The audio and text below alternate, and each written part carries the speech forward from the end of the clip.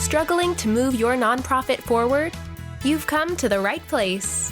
Welcome to the Nonprofit Architect, where we are giving you the actionable steps you need to launch and grow your nonprofit organization.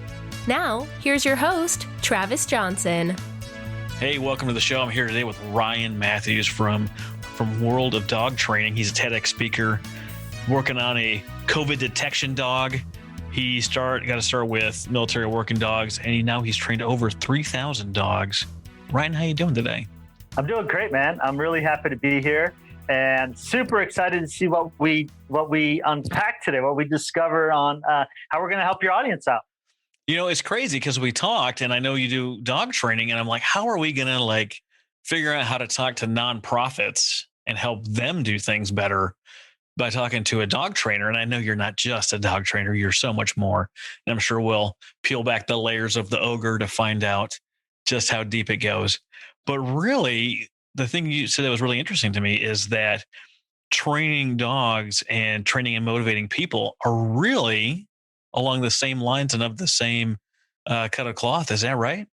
It is. And, even so much so as my first TEDx talk, Overcoming PTSD Using Dog Training Techniques, where I interviewed different psychologists to bridge that gap, that this psychology can be correlated not just with dogs, but with people as well, which I thought was fascinating. It's really, really exciting to have discovered that. Because I know people pretty well, but I know dogs extremely well. So for me, it was really fun to have some support in that. That's really cool. And I know that my dogs do a great job of training me as an owner, because every time I see them, they're so excited. Their whole body is wagging. They're jumping up and down. I can't help but get excited when I see them. I'm not particularly an animal person. And some people are out there like, oh, Travis, how can you not be an animal person? I'm just not. They're whatever. They're just like any other thing out there. But they just have the way of making you feel special. And especially when they train you by getting excited every time you see them, you can't help but get excited. So they do a good job of training me, but we're going to figure out how you train them. So what does that look like? Well, I just want to touch on what you shared, which I can really agree and relate. And what's so interesting is that, for me, Travis, I got into training dogs through, yes, the military, but doing it at this next level, because really I was very shut off from the world. I was shut off from my feelings. I was shut off from my heart, and I couldn't connect with human beings. And it wasn't until I began to open my heart to dogs that I began to tap into my feelings. Again, I trained bomb dogs overseas, and I got pretty messed up after that experience. And I went through childhood trauma as well that exacerbated the trauma from combat. But the beautiful part was dogs was that one safe place for me to open up and feel and tap into my feelings and my emotions and my heart as well. And for that, I've dedicated my life to giving back to dogs and their owners to improve their quality of life. Because, it's kind of crazy, Travis, but really, I feel like dogs are here. They can teach us lessons, because you mentioned it yourself about the enthusiasm. And that's the second TEDx talk that I did was, let's treat each other more like dogs. We're like, well, why would I want to do that? Well, overall, people treat their dogs really dang well, right? But I feel like we could learn so much, because think about it. If we greet each other in a manner of oh, hey, what's going on, right? And it doesn't feel validating to the other human being. They're like, oh, they're not excited to see me.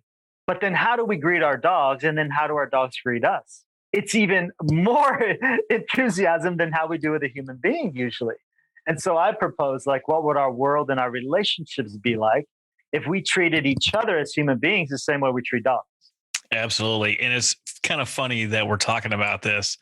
So in my house, when my wife gets home from work, and especially if my son is home, we sprint across the house to see who's going to get the first hug. And really, we're acting like the dogs act when you come in, because they're running across the house to see you and they want to see you and get involved. But it has the effect, because my wife comes home, she's got a big smile on her face and she's happy to hug her guys, and pretty excited about it. So that's so cool, man. That's beautiful. She feels very validated and very important. And so that's cool. You guys beat the dog to it. I like it. Yeah, run across the house. And, because I'm bigger than my son because he's 12, I'll do my best to push him out of the way so that I win. So he's going to really want it. You know what I mean? Dad, why'd you lock me in my room again? Well, that's for different reasons, but we won't get into that. Oh, that's funny, man. What I want to know is, how can you really motivate a dog, and what does that look like when we talk about motivating human beings? Well, the first thing is knowing that it varies, right? And so, like, what motivates you and what motivates me and what motivates your wife and then what motivates, say, my grandmother, all four different human beings with four different opinions and individual minds and things that they're drawn towards and things that they want to avoid. And so it starts with number one, knowing what is that being, whether it's an animal or a person, what are they motivated by? Or what is their agenda? Maybe it's for money. Maybe it's for status. Maybe it's to receive, love language, right? Words of affirmations. We call that positive reinforcement. It works with people. It works with dogs. So first, let's define, what does that being working for, right? And so for a dog, it's like, okay, well, the dog is food motivated. Well, that's great. But there's a variety of foods out there. Is it green beans? Is it chicken? Is it cheese? Is it a milk bone? Like, what is it that motivates that animal? It's definitely not green beans. Yeah. Green beans don't motivate anybody. There was a client that I was like, what do you give your dog for snacks? And they said green beans. I was like, okay, like small cut up green beans. Okay. But anyways, I'm not here to judge it, right? It's like, it's their preference. That's important as well. You see, it's not what we think they should like or be drawn towards. It's what they truly are drawn towards. And the way we figure it out for a dog is we test and we say, here's a green bean and here's a piece of cheese. And we allow the animal and we pay attention to their head. Where does their head focus on? Because wherever their head is, that's where the interest lies, right? And that's where the mind is. And so that's how we can determine what that animal truly wants. So again, first it starts with using that highest value of motivator. And from there, you leverage that to get more of the behaviors that you want. And you do the same thing with the human being. Again, is it identifying what are they driven by? Is it the potential for raise? Is it for recognition and acknowledgement? Like, just get to know that human being. And there's a variety of ways we can do that. We can do, Enneagram. We can do that through an interview process, through just communicating, and through observation as well.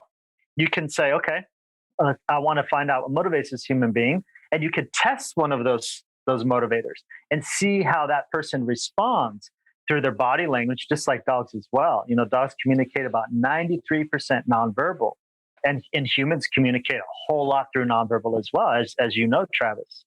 And so again, it's just being very much in tune with that other being, whether it's a dog or a person, and taking notes, like genuinely caring. And then we're using that as information, as leverage to get more of the behavior we want, whether that's work performance or whatever it is. I want to unpack this a little bit and see how this might apply to the nonprofit world, because we're asking the question, what are you motivated by? What are you working for? And if you're talking about a dog, you're like, where's their head at? Right? Which way are they pointing? And really, you can look at the human the same way, but you do it by testing. So when you're in the nonprofit world and you deal with donors, right? You interact with donors in what way? And what ways gets them excited?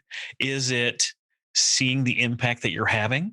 Is it recognition? Do they want their name up in lights? Some do, some don't, right? I've donated before and they're like, how would you like to be recognized? Which was wonderful.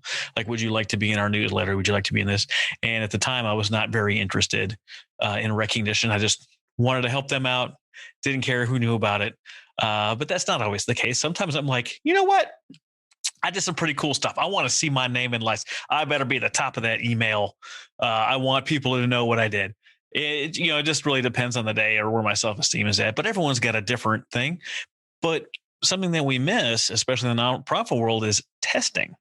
We want everything that we do to be perfect. It's always under some kind of scrutiny or some kind of public consumption. And it's almost that we've gotten scared to test different things to see how things are going to go. What is this type of fundraiser going to look like? And we look in the COVID times versus the before times, anytime before COVID, BC before COVID is, is, nonprofits largely did everything the same way, and there was no variation. And you had your annual event or your gala and what that might have looked like. And there was a couple of elements different, but really it largely looked the same. And then when COVID happened, people decided to change what they were doing, stop what they were doing, or try, really expanding what they were going to do. And some nonprofit boards were not on board with this, and some were like, you know what? If we're not going to try something new, like if we're going to do it, why not now?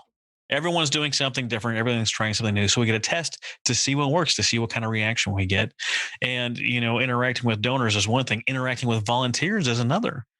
Some volunteers just want to show up and be part of the muscle and the sweat that goes into making something work, making the sweat equity.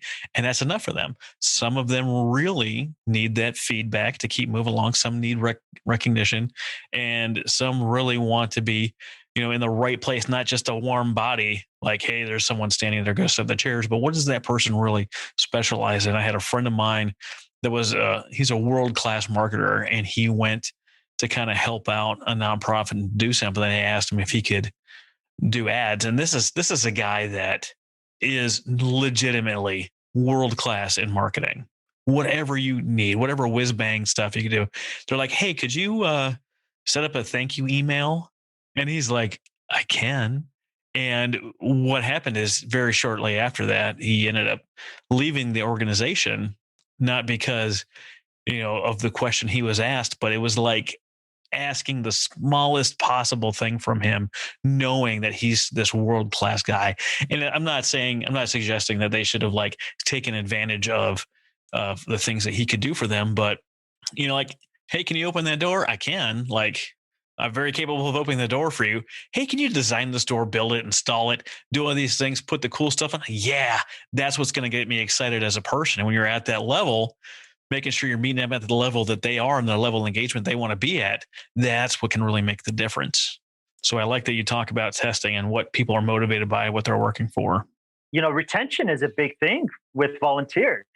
And, what's something for nonprofits to look at, right? And then what are we doing to maintain retention, to keep people coming back? And I think that has to do with communication, getting to know, again, that human being. Maybe that's an intake form or something like that, of really getting to know what brings them there. And like in the instance of the gentleman, the marketer that you were mentioning, I would imagine for him, he probably likes mental stimulation and to feel challenged and to use his gifts for good, right? But again, by asking something that's so small, it's like, sure, yes, like you said, can do it. However, it's not exciting because it's not challenging his brain. And when he's he needs some form of payment as well, not monetarily, but maybe it's to feel good in his soul or in his heart, or leveraging, again, his gifts for good. But again, it's, I think, very important to pinpoint what is it that human being wants. And as it relates to other volunteers, I would imagine there's a lot of fallout when there is a lack of onboarding and a lack of structure and organization, and treating everyone like the same, which you can't, because each person will want something a bit different. And again, by providing them what they want, then maybe it's like they don't get out of the house. Let them interact and greet the people and all the warm and fuzzy stuff.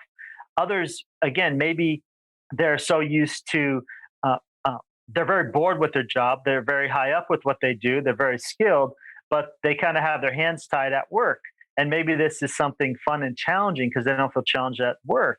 And I think that they'll have a much better outcome with volunteers if they can get to know those people and their skill sets better, and their motivators as well.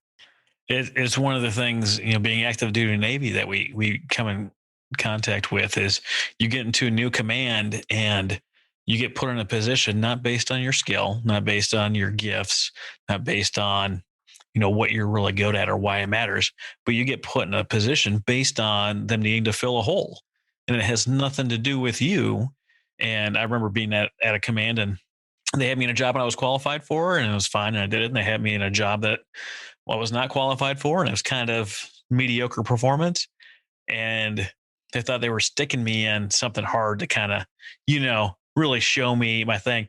And I crushed it. I absolutely crushed this position. And this isn't a hoo-yah Travis thing. I'm so proud of you. But had they taken the time to get to know me at all and understand where my skill set is, they would have put me in that job that they needed help at initially. And I could have crushed it from them from day one, but they didn't know anything about me. They weren't utilizing my skills my talent, skills, or abilities to their benefit or mine. Which is a fun conversation or segue potentially to management and leadership, right? Because I think that's what's kind of lacking there in their approach, which again is massive for most everything, to include nonprofits. Absolutely.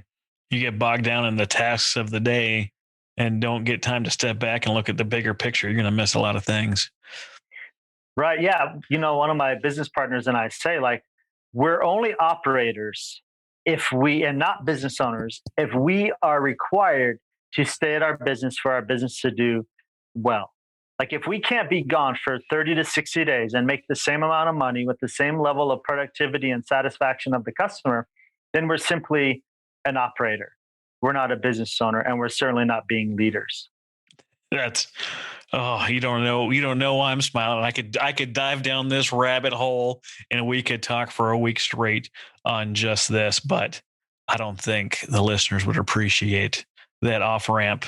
I'm just going to look at you and we're going to know that we know what we're talking about. So we looked at motivation first. What are they motivated by? What are they working for? What's next?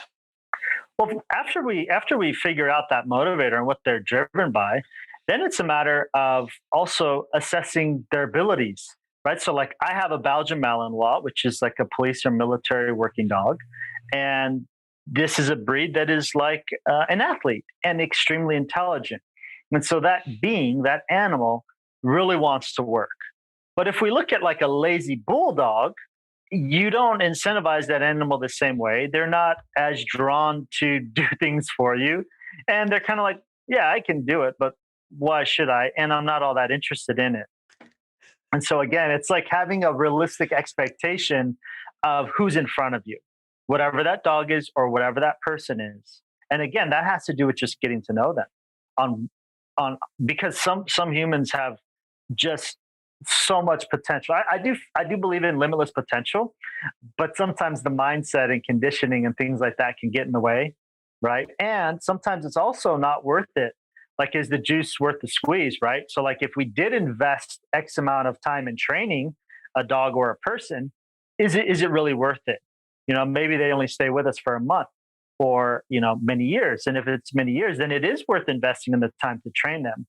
But for me, it's a matter of, once we figure out the motivator, is assessing their abilities. What are they capable of? How much time and effort are we going to invest into them to train them up and that kind of thing, which really matters. So it's being very clear also on what they'll be doing, which is in direct correlation as to their training that they should be receiving and the guidance that they would get. There's an interesting thing floating around management circles. They talk about, investing in your employees and making sure that they get the training they need, they get the education that they need, whatever the thing is to need to be successful. And some people with closed off, limited mindsets are like, well, what happens if I spend all this time in training them and they leave? And then the retort to that is, well, what if you don't train or educate them and they stay? Right. Why would you want people that aren't trained and educated to do what they need to do, clogging up your business, your nonprofit, whatever your thing is, because you didn't feel like investing in them? And they know when they're not invested in. I always talk about one of the things, like the benefits of this podcast, is if you invest in yourself and learning new things, new skill set, meet new people, expand the network, whatever the thing is, there's always a return on investment. It's always worth your investment to invest in yourself. And the same goes with the people in your organization. It is always worth that investment because you only get better as a group. And why wouldn't you? Yeah. And one of those investments is time, right? And it's the same thing with a dog. Like, it doesn't train itself. People don't train themselves. You got to have a system, right? And so that's like for me, that's known as RCTR. It's the way you can train most any dog. It's a system. And the same holds true within an organization, is to have the systems in place. And that's where I've been faulty, Travis, is, I brought on virtual assistants and managers and this kind of thing, but I failed to invest the time into them, into training them. And I didn't have the systems in place. And so therefore I created, my own bottleneck from the lack of, following the systems, creating the system, should I say, first, and then following them and the protocols in that. So I think, again, it also really matters that we're starting it off the right way with having things in place. Because if you're just going about it haphazardly without any kind of guidance or direction, then who knows as to the results and the outcome. Yeah, I mean, you were in the military. You fall to your highest level of preparation. I released an interview back in, I think it was the last week of March, that was Greg Brooks from Rocket Station. And he talks about virtual assistants. They have a virtual assistant company, and you have to have so many hours on board. It's legit. It's like $10 an hour to get these people hired, but you've got to have at least 20 hours a week, give them something to do. But you can't just hire them. They have an onboarding process to understand and work out the systems in your business or your nonprofit or whatever have you, because they want to deliver the best product for you. And if your systems aren't in order, they can't give you what you want, and you'll end up not liking the company or not liking the virtual assistant because you're not getting what you want, but you don't know how to get what you want. So they run you through the process of creating what you do, your processes, your procedures, what your inputs are, what your outputs are, and what a timeline looks like, so they can give you what it is you need and actually be helpful. So I definitely understand what you're struggling with there if you didn't have the processes down the way you wanted to or the way they needed to be done. It's kind of like slowing down to speed up, right? It's like you got to just take the time and kind of, right, and go back to the basics and create the systems. And then from there, you can scale up, which, again, this works with dog training as well, is you have the system that you're going to apply, and with whatever it is that you want to teach or have the animal learn, same thing, you just apply the system, but the system has to be in place. I've been in charge of just about anything I've been attached to since I was 15. I don't know what it is. I don't know if it's just my winning personality or what have you, but they always end up being in charge. I don't know if it's like no one else wants to be in charge. Like, I guess we'll put Travis in charge. But, getting people motivated and training them as a trainer, like, you are not the leader just to be the person that answers their questions all day. Hey, boss, I got a question on so-and-so. Your job is not to answer the question. Your job is to train them how to answer their own question. And if they're coming to you with the same problem over and over, then your policies, procedures, or training have a gap in them that hasn't answered their question, or you haven't trained them to bring a solution to you instead of problems. I know if you jump into US politics right now, you see people talking about a lot of problems, but no one's really offering up solutions. And therefore, nothing really gets done. It's the same in business. If they're bringing you all their problems, I forget who it was who has this concept. All your employees are walking in your office with a monkey on their back, and their goal is to put it on your back and walk out without a monkey. Like,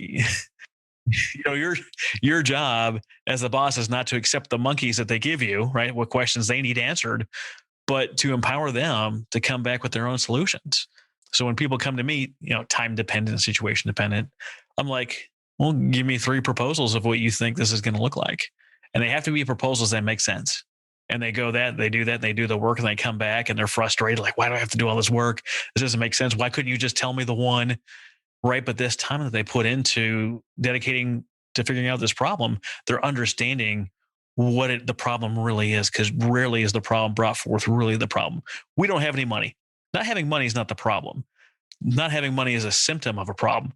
Your fundraising practices, your donor engagement, your follow-up letters, the messaging that you're doing, that's the real problem. The not having money is just a symptom, but we don't feel that way. We feel like that's the problem, which is not. But the employee goes through the slog of figuring out these 3 things. You're like, well, what would you consider? Not only is why should I say yes to this one? Why is this one the best one? This was your first offering when you brought it back to me. Why is this still the best one? And if it is the best one, what were you wasting your time on these other ones for? and you get them to understand what it is you're looking for in the problem.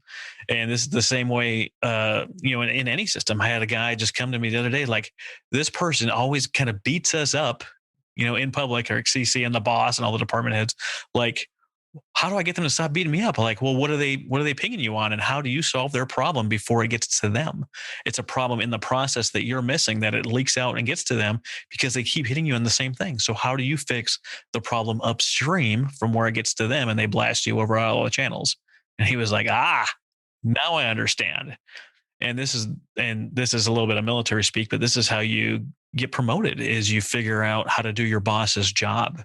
And that's really the same thing that we're talking about. Once you figure out how you do your boss's job, it's a no-brainer to promote you. And why wouldn't they? The concept that you're speaking of, where you encourage someone to get the answer themselves, it's the highest level of dog training, and it's how they actually train parrots and cats and dolphins and dogs as well. And we call it free shaping. So free shaping is where the animal comes up with the answer on their own. Again, that's why part of what matters is the motivator. The animal needs to try and say, is it this? Is it that? Kind of like a game of hot and cold. And so as the animal is beginning to offer behaviors, meaning do behaviors, saying like, is it a sit? Is it a down? Is it a spin? What is it that you wanted me to do? Is it to go away, to come towards you, to raise my paw? What was it? And as we give reinforcement, positive reinforcement, once the animal does that thing that we want, we are then going to get more of that. And again, it's called free shaping, and it's very similar. We don't give, with free shaping, you don't give any answers to the animal, nothing. The only thing you do is, once they do approximation of what you want, you're giving encouragement through a reward, whatever it is, that motivator that they want. And again, same thing with the person's not really giving the answer, but giving the positive feedback as they get warmer towards the solution and the answer, which I think it's pretty fun and pretty cool crossover. I did my master's work in human relations, and I forget who it was. I want to say it was Carl Rogers that really created the humanistic, the client-centered approach to therapy. He said, look, if advice worked, there wouldn't be a psychologist. So all the advice we go around asking for our friends, and the human-centered, like, talk therapy approach, is to get them to realize how to solve their own problem. You're paying someone or going to a thing to get them to figure out really that the problem is, generally speaking, not always, generally speaking, within the person that's coming in for, and they have to realize and recognize and adjust their thoughts, behaviors, feelings, actions to align with the outcome that they want. So yeah, very interesting. I never heard that before. Free shaping. That's cool. Yeah. What's so cool about that approach as well is that we as the handler, right? We as the trainer, or we as the leader, when we don't give the answer, then the being, whether that's the dog or the employee or volunteer or whatever, then owns the knowledge, right? Because if we taught it, they can, yes, regurgitate it, but do they own the knowledge? Meaning they could teach someone else. Well, that's in question. But it's going to be repeatable as they can successfully, continuously, over and over and over, do the right thing and come up with the solution on their own. Then they own the knowledge and own the process, and then they feel empowered. And then they'll want to do more of that. Oh, so they have to own the knowledge in order to feel empowered and then do it on their own? Yeah, it starts with doing it on their own, right? And then it's like, ooh, now I start to feel empowered. And then from empowered comes the confidence, and then they could actually teach someone else. That is very interesting. Everyone listening right now, if you didn't understand how huge of a knowledge bomb that was, go back, hit the 30 seconds back, re-listen to that. Giving someone the answers is not going to help them get it done. It'll help them get it done in the moment. But once they forget the process of what it looks like to find that answer, they just can come back to you. And now it's still your problem and not their problem. Nice. What's next, Ryan? What you got else? Well, we talked about the motivator. We talked about, know who we're working with, that being, right? Well, then what happens is, so then we talked about, like, now we're empowered, right? They're empowered. Well, maybe now we're getting bored, okay? Because now it's no longer challenging. And that thing that was new, now it's just good old everyday kind of thing. It's no big deal. It's no longer engaging and challenging. And so as it becomes mundane, then you got to spice it up a bit, right? And so, like with a dog, and then we'll translate to people, you need to train in different environments. If it's the same picture, if you will, meaning same environment, it's not stimulating, it's not engaging. Dog will lose interest, get bored, and you're not going to get the wins, meaning opportunity to reward the animal for doing the thing you want. They're like, yeah, I already been here, done that. I already know what it is. So by creating a new environment, it creates more stimulation and becomes a bit more challenging. And there's a cool study in a lab where they would give freebie food to pigeons. Then they would also require a different segment of pigeons to have to work. They would have to peck onto this device. It would make a sound or something like that. Then when they did that, they would get the food. They found that the pigeons actually wanted to work. They wanted the stimulation. And the ones that just had it here free, take the food, they begin to lose interest. And that's why using scarcity is also a good thing, is we don't want to just give things too lavishly. We want to keep our dogs, our employees, our volunteers eager, on the seat of their pants, by not always giving them everything and anything that they want. Okay, there needs to be a bit of scarcity. And in dog training, we call this a variable reward schedule, meaning, yes, you will get rewarded, but when I teach you something new, you're going to get rewarded all the time. But when it's no longer new, to again create this excitement and engagement, I'm then going to give you the reward, but you never know when I'm going to give it to you. You will get it, but you never know if it's 2 times from now or 100 times from now. But I promise you, you'll get it. And so then the animal's like, okay, well, I'm going to do the thing because maybe it's this time. It's kind of like gambling, right? You gamble because you're like, maybe next time I'm going to win. And dang, I lost. Okay, next time, let's go. Let's just bet it all right here on these 6 lines, $1 each, on the slots, right? It's like, oh, okay, maybe the next one, right? It keeps them engaged through the scarcity, right? And so, and I mean, who knows psychology of humans better than a casino? I mean, they study that stuff to the nth degree, right? Like, it's crazy how much they understand. So anyways, we can use that as well with humans, is some of the scarcity and keeping things engaging. And maybe that's by changing up the office. Maybe that's by creating the appreciation barbecues and things like that. Is change it up. Same thing over and over and over. It's going to get mundane. Things are going to lose interest. Got to keep it spicy to keep people engaged and stimulated mentally and physically. So Frederick Taylor was famous for studying work, studying the industrial cycle and what that looked like. And they thought that, certain changes would have certain effects on a group of people. And this was studied famously in the Hawthorne studies. And they had a group of workers and they increased the lighting, the brightness of the lights. And they found that the workers worked harder.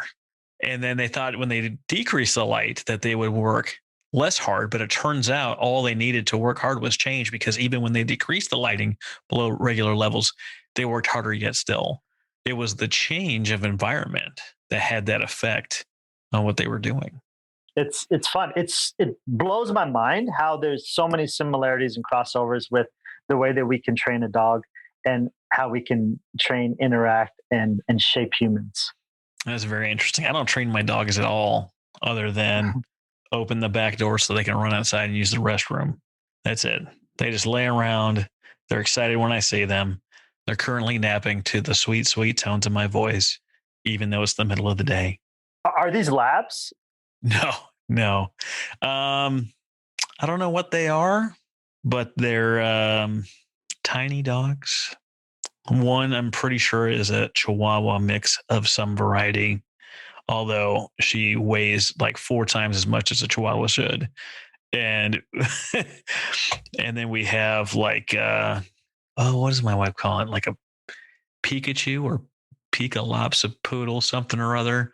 Small white fluffy dog who is twice as big as her father. She was trying to get a super tiny dog, and the dog immediately outgrew the dad in like 6 months. And she's like, I wanted a tiny dog. What the heck? Like, she's still small. She's like, yeah, but looks like Falcor.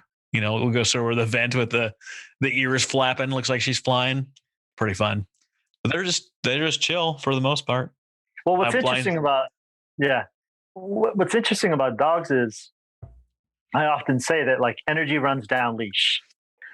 So it's quite common that our dogs are our reflection of us. They can mirror us, right? So for your dogs to be chill, I would imagine your household is pretty chill and comfortable and pretty relaxing type of environment as well. It's definitely not a chaotic environment, or your dogs would be very wild. Well, that's quite the compliment. So I've never met Ryan in person, and those of you that do know me in person know that I do not allow anyone that's toxic or causes drama in my world ever. If you invite you over and you create problems of any way, shape, or form, you're no longer invited or welcome in my house. Doesn't matter who the heck you are. You could be an elected official or my sister. Like you're not allowed. You're not allowed to behave that way in my world. So I like that. Good correlation. That's powerful. Yeah, that's powerful. No, but really, it's valuable for your audience to hear because we can use our animals as a guide, right? Like, so dogs acting up, like, so I tend to say, okay, so was a dog like this before, acting this way? No. Cool. What changed in your life? And they can pretty quickly say, yeah, I'm going through a divorce, or we just lost so and so, or right now I'm in turmoil with such and such. It's weird, but there are direct correlations. You know, when we look at that and what happens in the dog world when there's a big change in our life, think about how that also happens in our organizations. If the boss is having a bad day, or is the boss able to come in and be level-headed, or are they sharing their emotions with the people they work for? And you can see this all the time. You can see I had a boss that a lot of people didn't like, but no matter what was going on in the world, in his life, anywhere else, he was always the same. He treated everybody with the same little spike at the end of his tongue. He operated the same way. He held people to high standards, and you can depend on that. And if you all have also seen those leaders that if they didn't get the right amount of sugars in their coffee, oh Lord, everyone better look out because he's a toddler and he's going to have a tantrum about it. And you better watch out.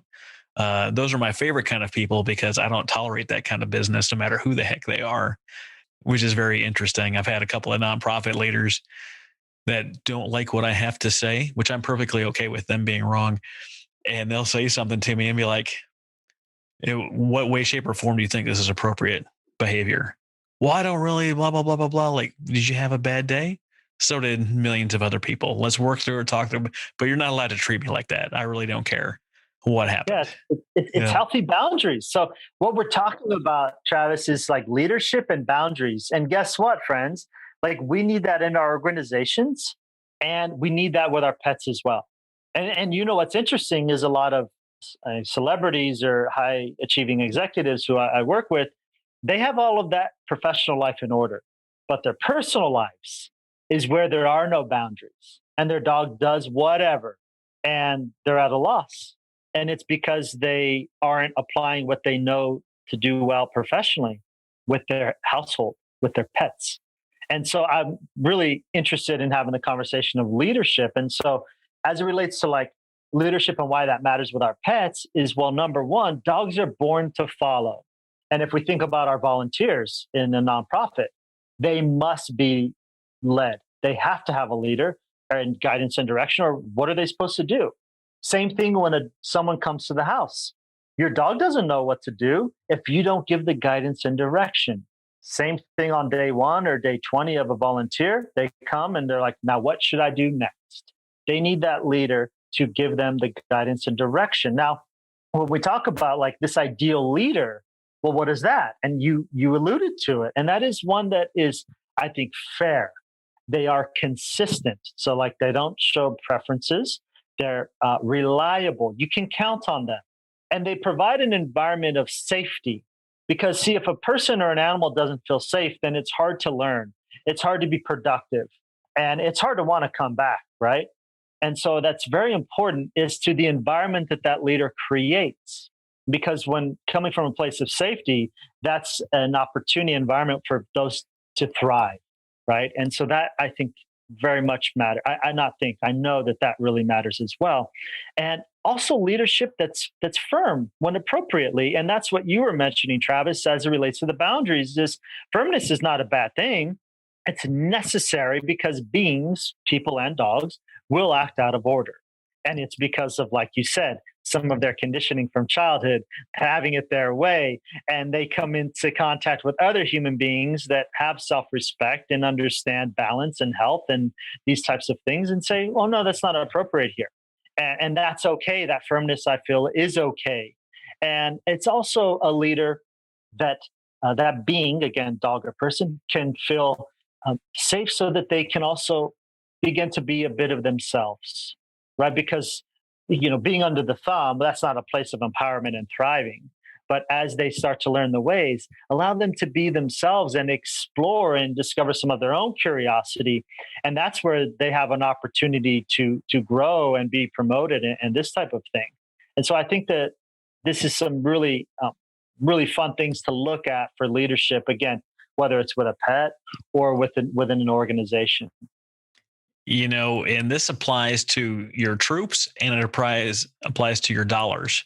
If you don't give your troops something to do, they're going to cause problems.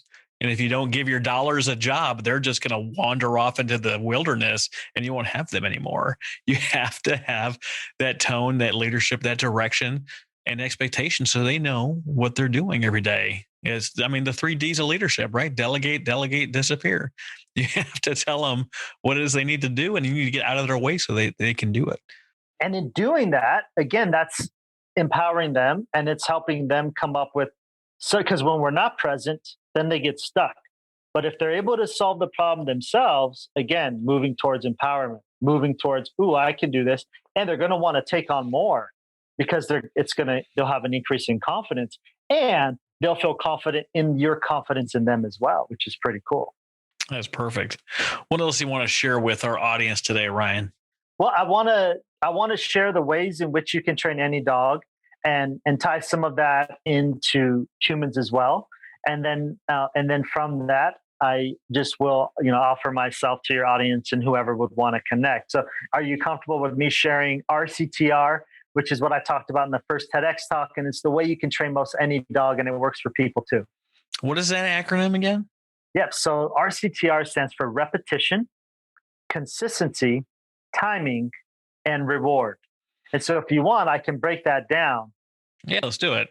Okay. So when we want to teach a new behavior, one repetition won't teach it at all. Just like going to the gym one time and getting one rep in doesn't do anything for you. What?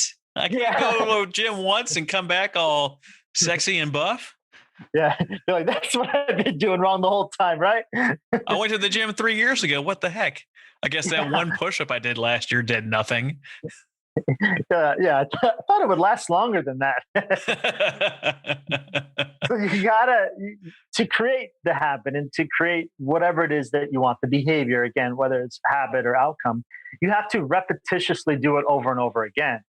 And the same holds true when we're teaching someone within the organization, right? Is that it will take a bit of repetition for them to begin to own the knowledge so they can repeat it without guidance or direction. Okay, so one time won't do it unless the systems are in place through automation, workbooks, manuals, videos, and this type of thing, right? And so repetition over and over and over. You need to condition the animal over 100 times to teach a new behavior. Now, a lot of the times people are like, well, my dog will do it sometimes. And that's because the animal is just mirroring and reflecting the person's lack of follow through. So the second letter is C for consistency, is we must follow through. And that's true with leadership as well.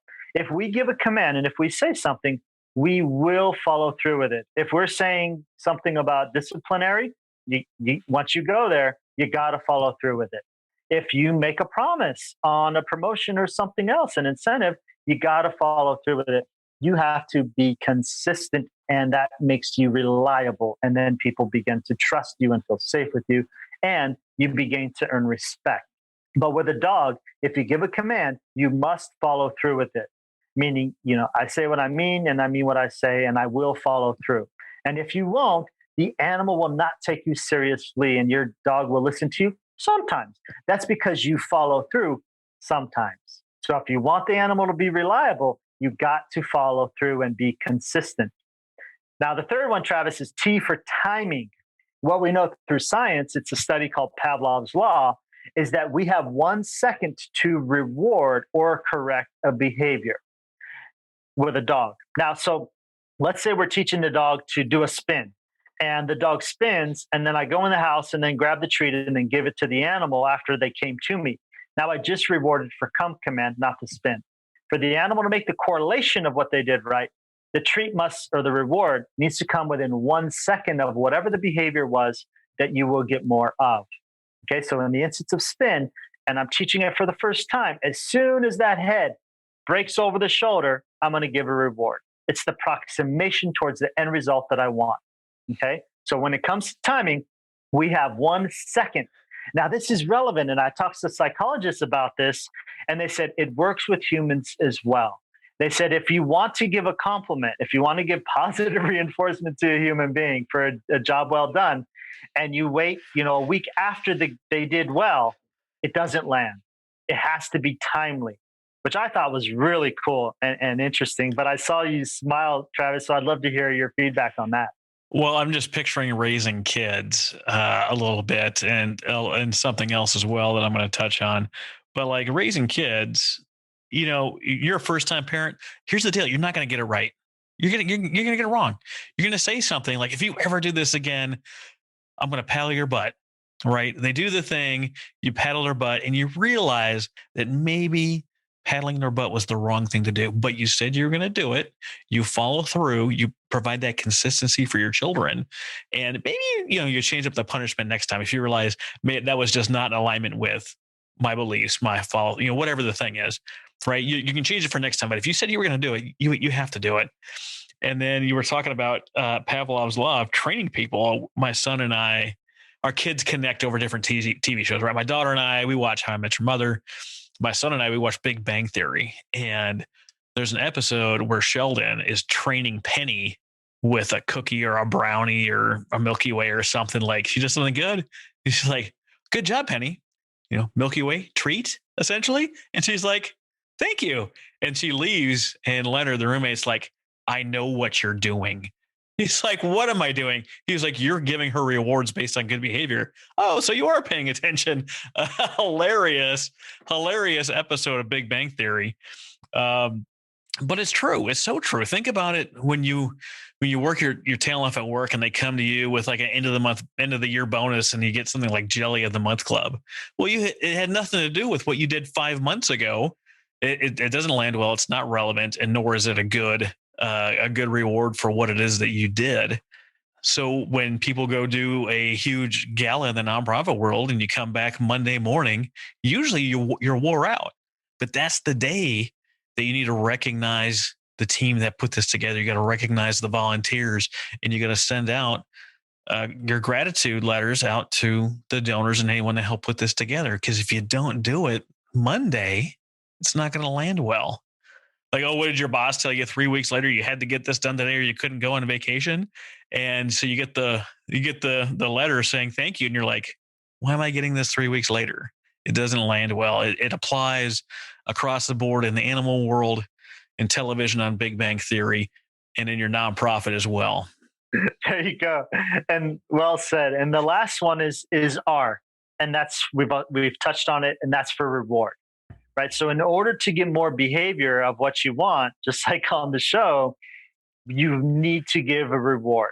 And again, we already talked about the motivator that that animal wants, the motivator that person wants. And that's how you're going to get more repeated behavior. And we also talked about, whatever they're incentivized by, it needs to be, precise, not what we assume that they want, not what we want them to want, but what they truly want. That's the reward and motivator we need to be giving and leveraging. Yeah. How do they want to be recognized? There's always the story of some world-class salesman that gets recognized at the annual banquet and wins some kind of cash stipend. And he goes up there and the face is blank, and he doesn't obviously care about getting the reward or the award. And you're like, "I don't understand. Like, this is our annual awards banquet. I don't understand. This guy is number one year after year after year, but we do this thing, and he does not care. He's not interested. It doesn't land with him." Well, this goes back to leadership, right? What do you know about this person? What is the thing that really motivates them? What is the thing that really makes an impact? In this person's case, it was about his family. Everything he did, everything he worked for, everything he wanted was for his family. So then next year came around and he won the award again, but the leadership team had coordinated with the family for them to be there, to be part of the thing. And then the award was family related. They talked to the spouse and figured out what they really wanted. And he ended up winning basically the trip of a lifetime for him and his family. Well, let me tell you how well that landed. It completely crushed it.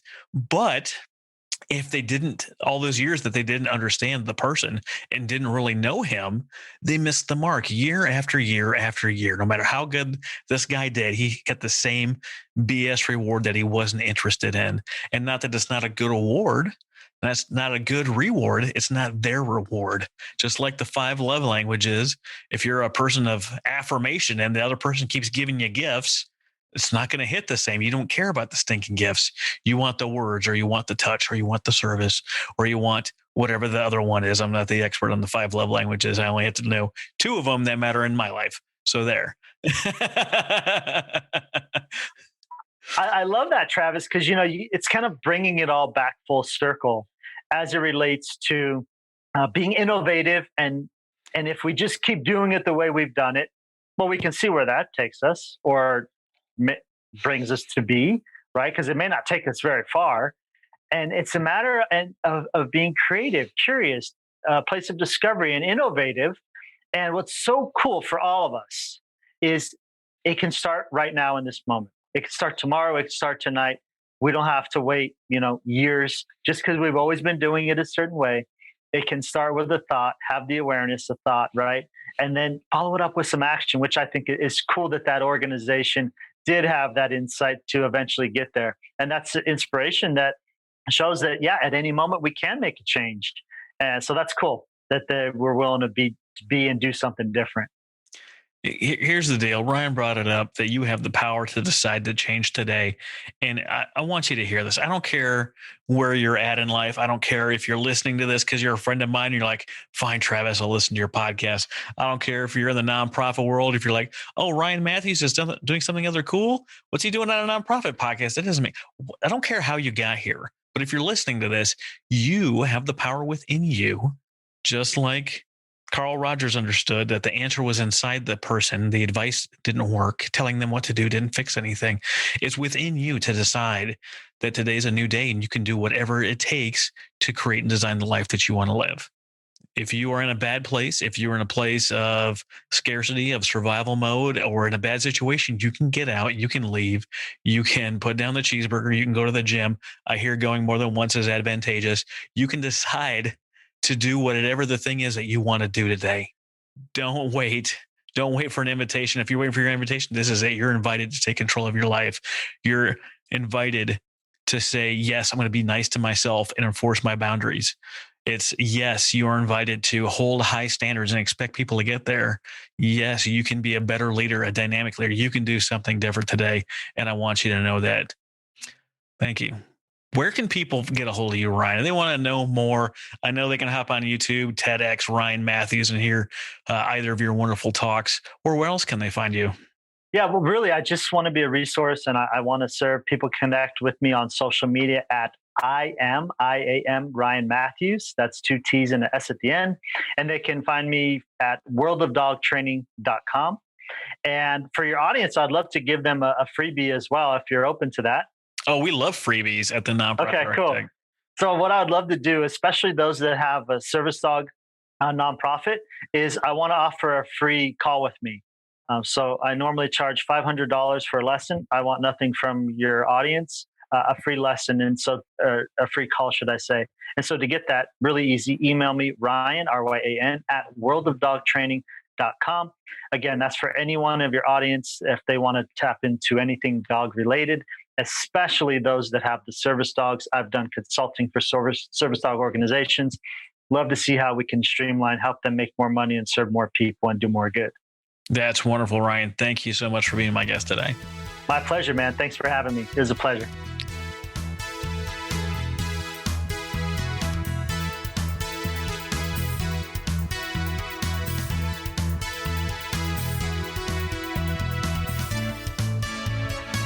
You've been listening to The Nonprofit Architect.